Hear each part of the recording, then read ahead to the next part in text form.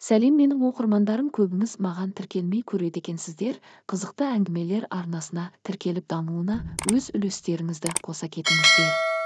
Далада күн жарқырап жаз болып тұрғанымен, Фариданың өкпесі аузына тығылғандай дем жетіспей, өн бойы өзгеріске түсіп, жаны жаурап тұр. Қазір ғана сот 8 жылға бас бостандығынан айырып, түрмеге қамауға шешім шығарды.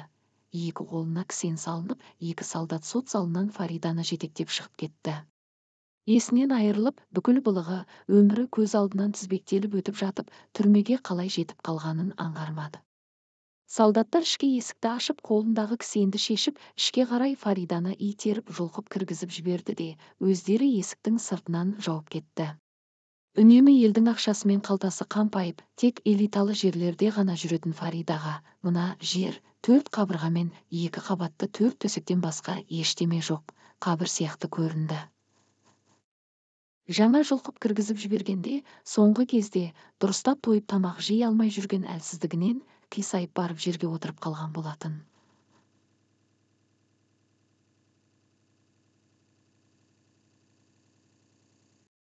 Сол отырған жерінде жерге тіреліп тұрған қолына қарап, өзінің балалық шағын еске алды. 6 бала өздері есейгенше, осында едені жоқ цементте өскені, әкесі елдің малын бағып әркімнен таяқ жейтіні, анасы ішімдікке жақын болып, жұпыны жүретіндері, кейін өз бетімен білім алып, әкемді ұрған адамдарды соттаймын деген мақсатта заңгерлікті оқып бітіріп, қызметті заңгердің көмекшісінен бастап, бас прокурорға дейін көтеріліп, адвокат шенін алып, соңғы 6 жылдан бері осы жолда жүргендігінің бәрі есіне түсіп, өзінің қаншама бейкүнә жандарды жылатып нанын жеп, қаншасын жазықсыз соттатып жібергеніне ашынып, өз-өзінен жиреніп езіле жылады. Өзекті өртеген өкінішінен жерді тырмалап отырып, қолындағы жасанды тырнақтары алынып, орындары қанап кеткенін де байқамай қалды. Қасына жиналып қалған бөлмедегі әйелдердің бірі: «Сенде байқамай адам өлтіріп түстің бе?» деді. Өзінің адам өлтіріп түскендігін білдірген орта бойлы, толықтау келген, 50-55 шамасындағы қара әйел. Бұл камерада тек адам өлтіргендер ғана жатады екен деп түсінген Фарида, жалбырап жарты бетіне түсіп тұрған шашын үпіріп көзін ашып алды да, қара әйелдің бетіне тік қарап тұрып: «Иә, адам өлтірдім. Бір емес, бірнеше адам өлтірдім. Жалғыз баламды байлықтың ішінде өсіремін деп, өзімнен әділдік сұрап келген жандардың өзіне әділдікті саттым.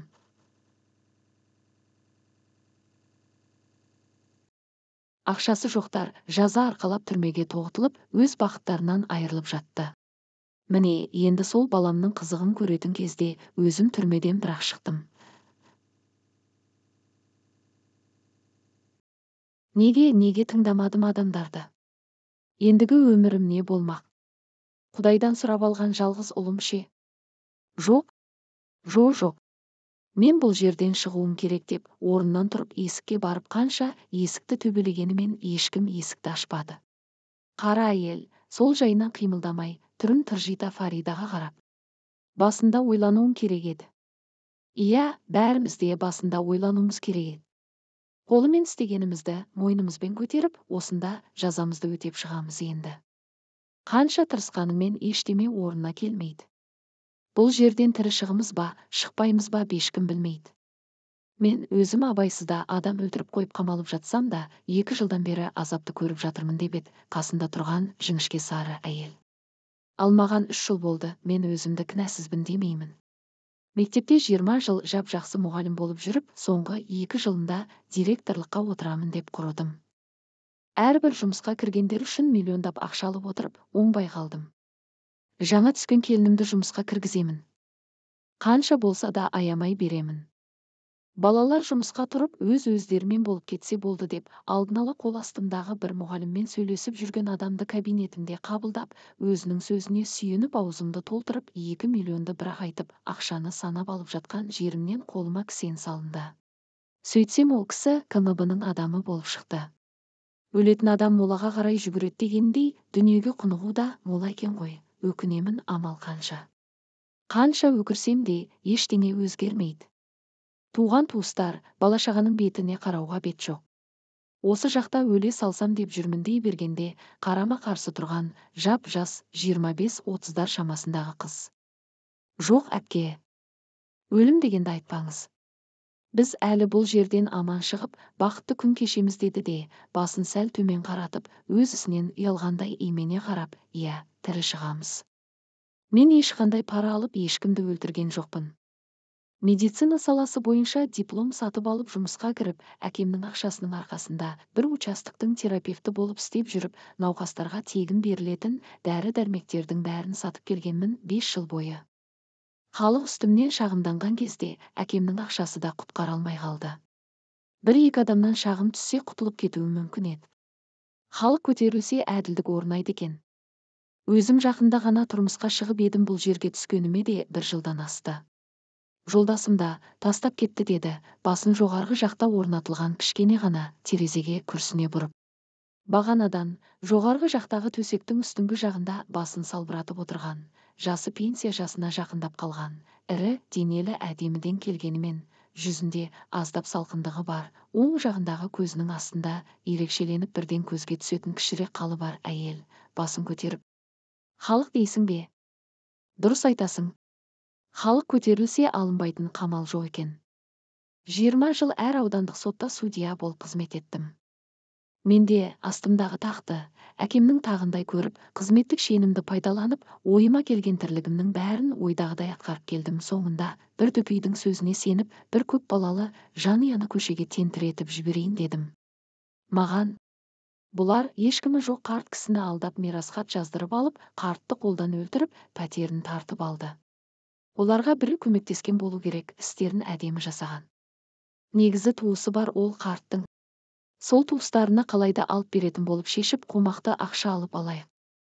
Қарттың туысы қанша болса да береміз деп отыр.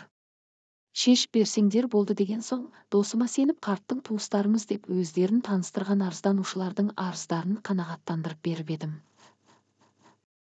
Сөйтсем сенген досым барлық тірлікті өзі әдемілеп жасап, өзі алып алмақшы болған екен ол пәтерді. Жаңа туыстарымыз деген адамдар мүлде бөтен болып шықты. Далада қалмақшы болған ол көп балалы жанұя, әділдікке жетеміз деп қолдарынан келгеннің бірін жасап, соңында мен де, досым да түрмеден бірақ шықтық.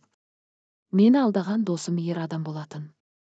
Өзінің айыбы ашылатынын білген соң, отбасымен шетелге қашып кетпекші болып, өз көлігімен аэропортқа бара жатқан жерінде аварияға түсіп, бүкіл отбасы дүние салып, өзі сау тамтығы қалмай, бір аяғы, бір қолы сынып, басы жарылып, бауыры езіліп, емханаға жатқан жерінен балдаққа сүйеніп жүргеніне қарамай, түрмеге әкеліп тықты. Алдындары да қанша әділетсіздік жасап жүргенімен, бұл жолы балалардың көз жастары ұрған шығар мені. Түбінде ақиқат жеңетіні рас екен.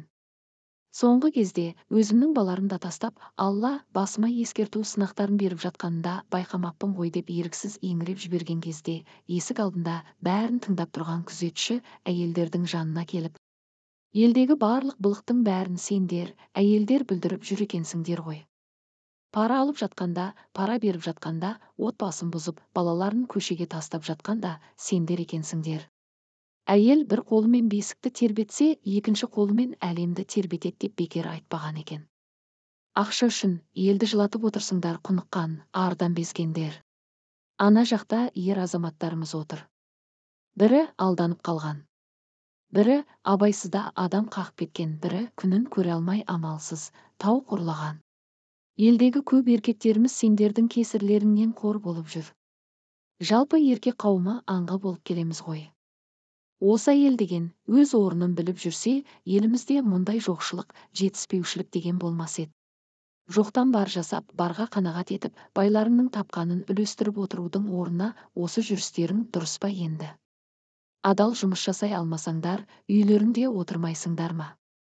Мен сияқты полиция қызметкерлерінің барлығы сендер сияқты жауыздардың кесірінен жүректеріміз тасқа айналған.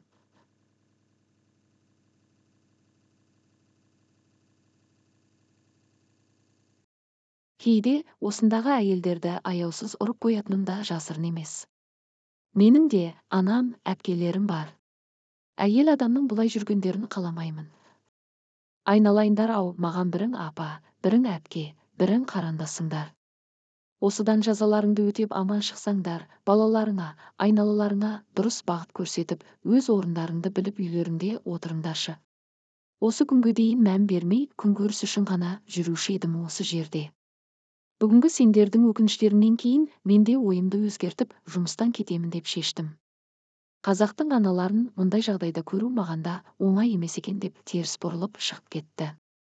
Фарида тұрған жерінде жерге тізелей отырып, екі қолын жоғары көтеріп, Аллам, өзімді жазаласаң жазала.